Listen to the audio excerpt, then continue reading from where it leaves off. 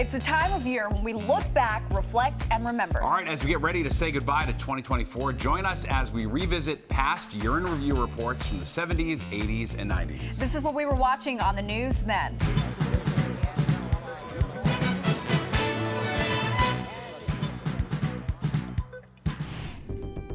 Let's first go back to 1979 as the decade was winding down. Here are some of the top stories and moments from then. And predicting the weather might seem easy compared to predicting what's going to happen in our town during the coming year. 1979 had a lot of big stories, and a year ago at this time you'd never have guessed what was coming. John Miller looked back over some of them as 1980 begins. Goodbye to the 70s, a decade of dreams, a decade of nightmares, a decade to which they said farewell here last night. Good old acquaintance be forgot. Government investigators say the accident sent radiation beaming through the plant's 4-foot-thick walls. And never brought to mind. The signing of the first peace treaty between Israel and an Arab nation.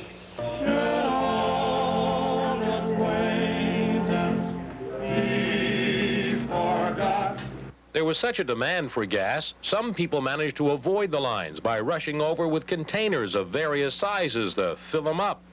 And days of lang syne. Just a glimpse, perhaps even a picture of the passing pontiff was worth all that waiting, even more.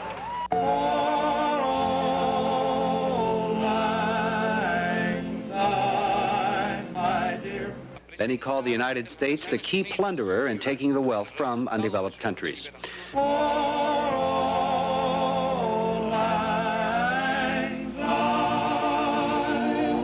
And there was an indication today from a member of the government in Iran that the families of the hostages might be able to visit them inside the embassy for Christmas. Oh yes, it had been quite a year. Hard times, turmoil. But if there had been turmoil, it seemed to have drained, at least in the crowds at Times Square. 200,000 people were happy and even rowdy, but not too disorderly. Police would only report 50 arrests. If it was a sign, perhaps it meant that better will would exist between people in the 80s. It certainly seemed that way as the ball fell during that longest minute, 61 seconds, the minute that would bridge one decade into another.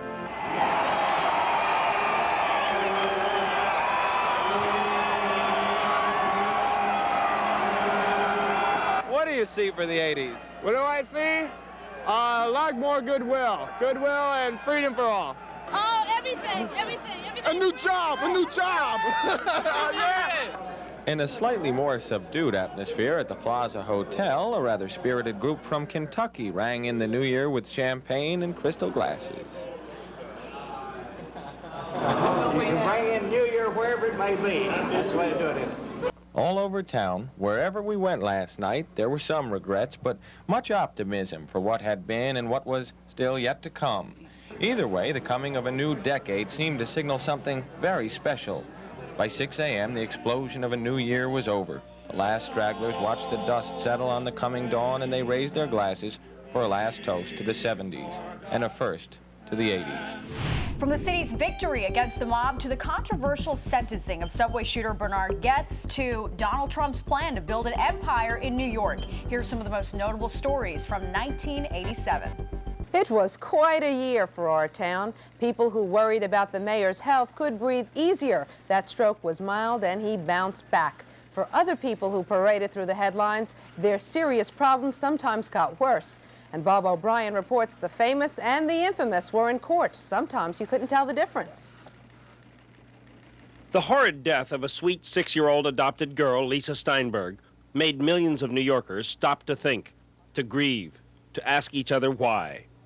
How could a man who seemed like so many of us have done the terrible acts of which he is accused, beating a defenseless child repeatedly, fatally? When we arrived on the scene, very filthy, and she wasn't breathing. Police called to the Greenwich Village apartment shared by attorney Joel Steinberg and his common-law wife Hedda Nussbaum. Also discovered a 16-month-old boy with a rope tied around his waist, tethered to a piece of furniture in the living room. When Steinberg and Nussbaum were booked, Hedda Nussbaum had several cracked ribs, a fractured nose, broken jaw on both sides, and gangrene of the right leg. Both she and Steinberg face a variety of charges, topped by murder in the death of little Lisa. But people wondered how so many others could have failed to save Lisa.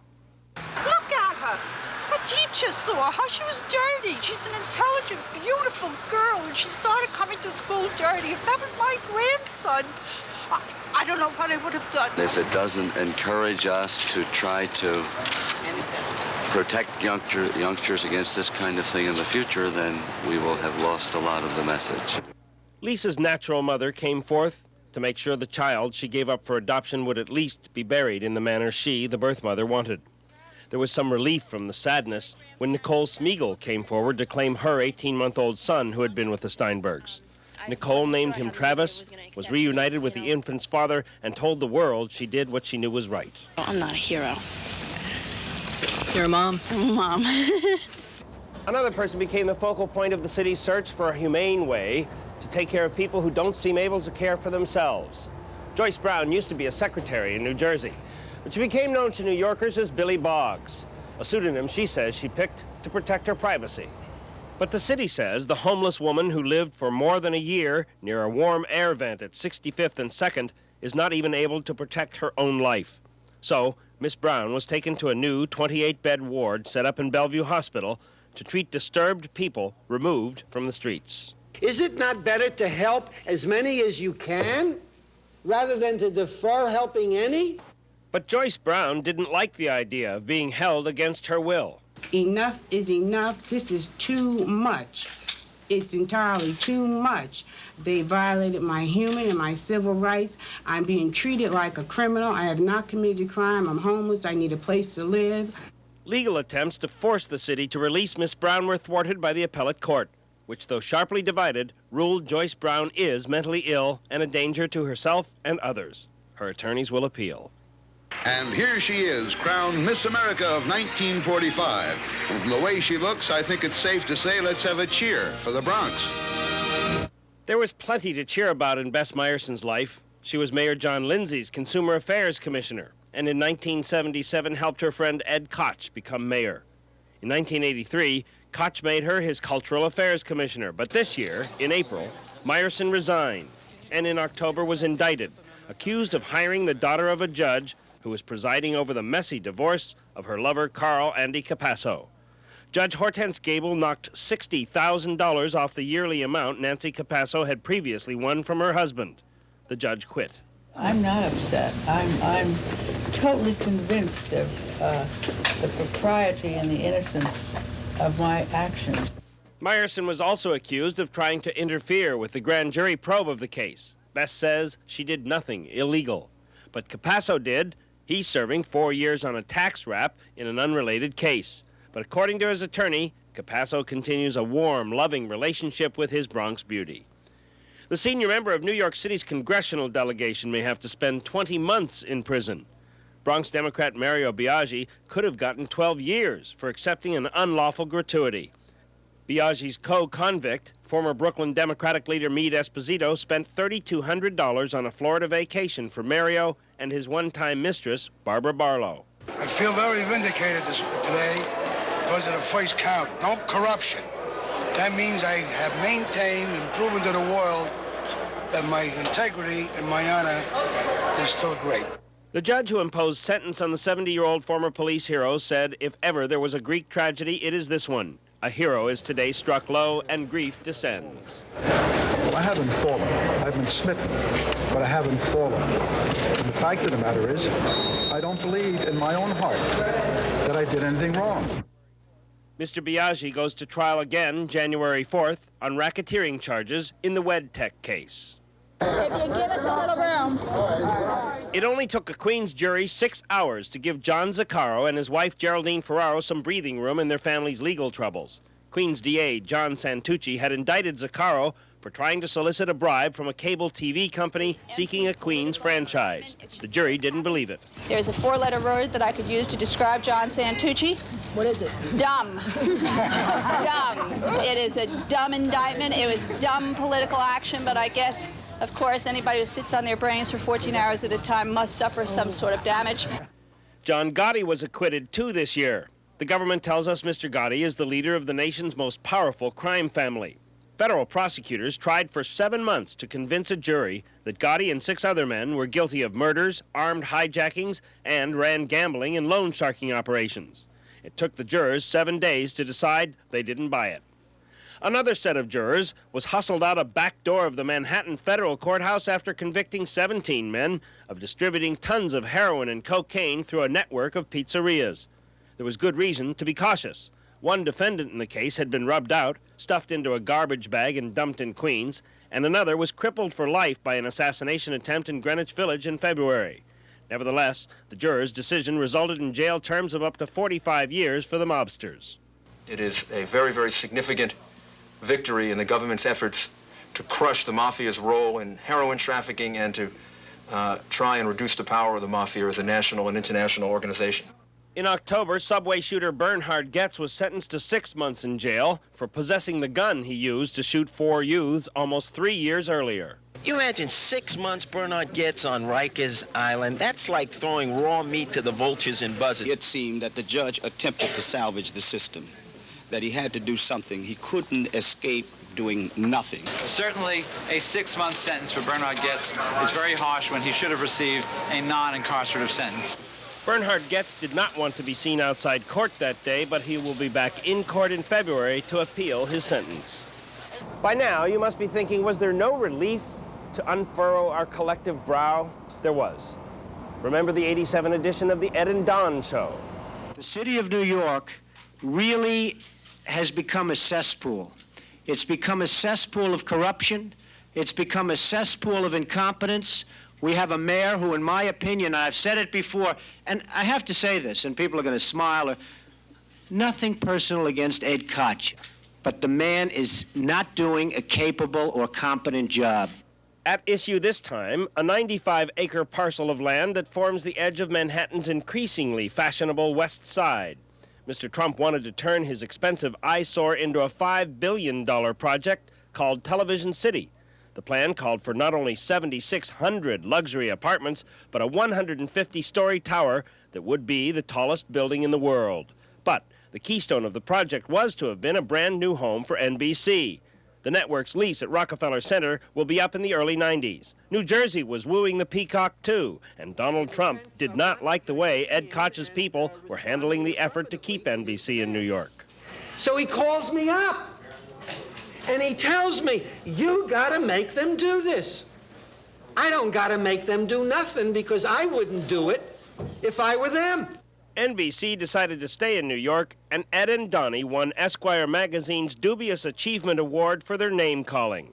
Koch the Moron and Piggy Piggy Don will no doubt be around throughout the coming year to amuse us all. Bob O'Brien, Fox News, Channel 5. Let's take a look at who People magazine said were the most intriguing people of 1993. Who do you think made the list? Here's a quiz for you. What do Howard Stern, Baby Jessica, and the Mississippi River have in common? Give up? Well, they all earned their place in People magazine's 25 most intriguing people of the year. Editors weeded through thousands of names to come up with these quirky ones. It includes people who make us laugh like David Letterman to people who made us cry ouch like Lorena Bobbitt. Here's how the magazine selected. It's probably the word power, because whether you're talking about Bill and Hillary Clinton or Janet Reno or Yasser Arafat or even the loudmouths Howard Stern and Rush Limbaugh, you're talking about power, how people get it and what they do with it. Now you are probably wondering, how did the Mississippi River get on that list of intriguing people? Well, the magazine calls the river Old Man River. His claim to fame? The floods. From O.J. Simpson's acquittal to the Oklahoma City bombing to Pope John Paul's visit to New York, this is what 1995 looked like. It is that page on the old calendar again, the time to take stock of the big events of the year. The highs and lows, heroes and hooligans. Here's Fox 5's look at 1995. Whoever did this, I hope you're happy. It's a 6-story building, and one half of the building is sheared away. Because of this guy, I might have lost my 3-year-old daughter and my husband and my 4-year-old. There will be justice that will be swift and certain and severe. I did not, could not, and would not have committed this crime. Did you say at any time that you'd like nothing more than to see all gathered together and killed? No. Statements that you make about me and race, Mr. Cochran. Well, you should and I stop would doing indicate these to the things. court. Wait. If I see this conduct again from either of you two. He's the color of fat pig. How about that, Mr. Fung? You see a young man bleeding, backing, and falling, vainly trying to get away from the defendant who has him cornered in a cage and is coming at him with a very long knife. If it doesn't fit, you must acquit. We, the jury, in the above entitled action, find the defendant, Orenthal James Simpson, not guilty of the crime of murder.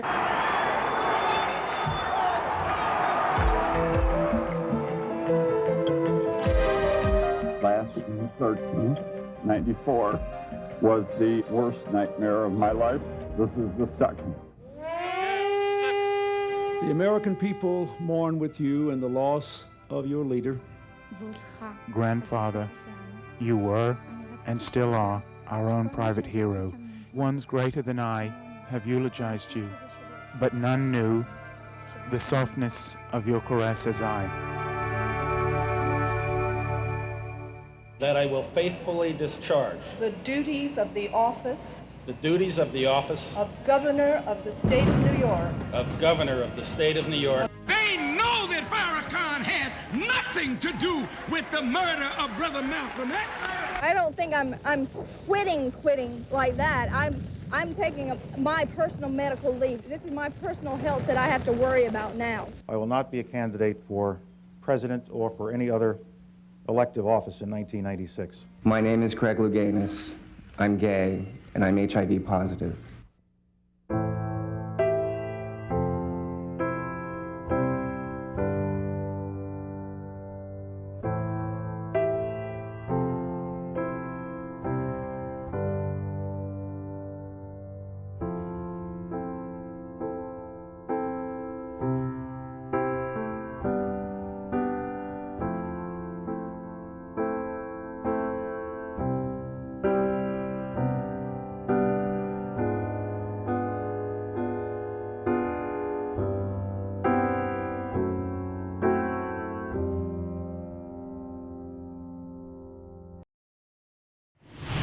And we end with the year 1997. Here are some of the top stories from that year.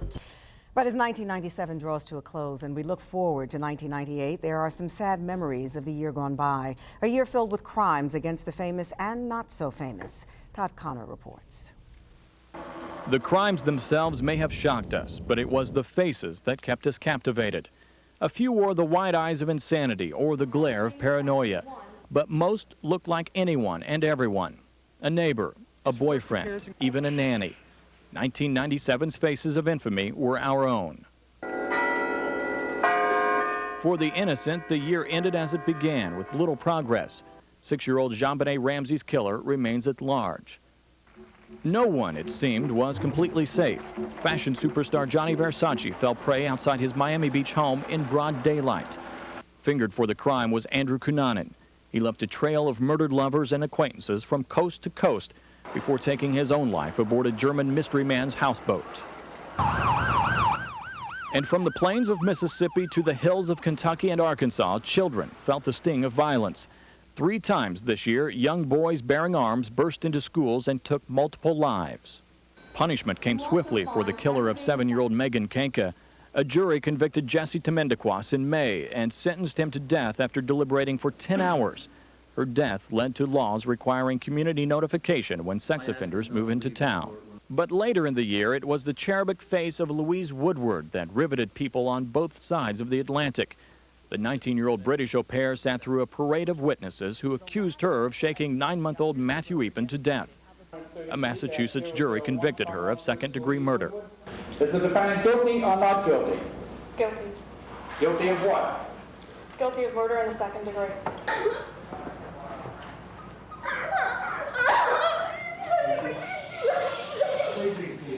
Later, though, a judge released Woodward to her parents. Some did not agree with her release. I'm sickened by what happened. I'm saddened by what happened. I really am. Others who felt slighted by the law in the past saw vindication by it in 1997. We assess punitive damages against defendant Orenthal James Simpson in favor of the plaintiff Frederick Goldman as follows: $12.5 million. O.J. may have avoided jail but still had to pay up. He lost his home, his Heisman, even his baby grand. The jury in this civil trial had one means of punishment, and the key word is punishment. Fascination with the misdeeds of the famous reached a crescendo in October when Marv Albert pleaded guilty to assault charges. The sportscaster's penchant for rough sex and frilly underwear cost him his job, but not his freedom. And in Sacramento, the murder trial of suspected Unabomber Ted Kaczynski began. For 18 years, the faceless fugitive was said to have terrorized academia. As the year came to a close, we relived the horrors of years gone by. One bomber, Timothy McVeigh, was sentenced to death. A suspected accomplice, Terry Nichols, was also found guilty by a Denver jury. And as another year approaches, crime seems to be the one thing that is never left behind. In New York, Todd Connor, Fox News. And that was the news then.